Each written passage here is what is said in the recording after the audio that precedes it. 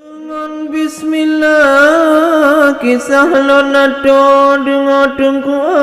umi ngonaya bu sehat tubuh berong tekabo cae lonato riza potallah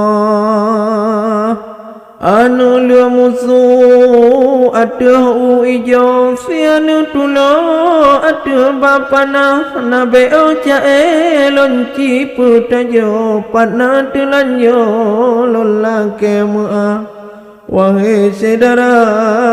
darah ngalintu budah rakan musaho baga budaya Aceh yang kakak kundo yoh gong tu puro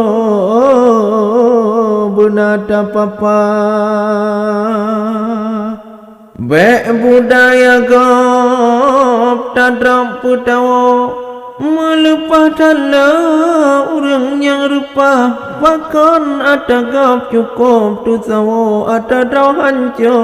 malah dah caca le urang Aceh kalilah kundo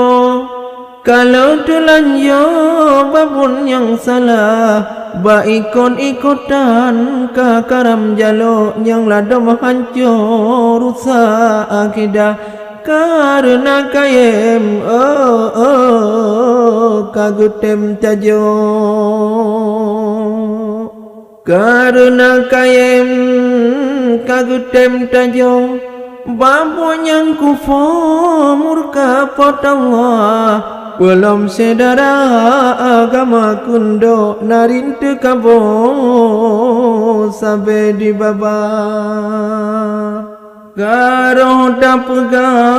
hampah le tuto budaya baro takun cukupa yang rusam awai tinggal lam jamo kata jatuh budaya salah bunata ingat wahai rakan karena ijo beta cen mirah ata drawat gat pedrop yang hancur ata drawat to pocok yang basah budaya Aceh bereherakan buta putawo be sampai rubah buat ngan pakaian resam tuto nyan busi uko be salah-salah budaya indah tu mucuhurakan na lampu ijo na lampu merah God dengan cupa Cina komando tempat matawo hukum potallah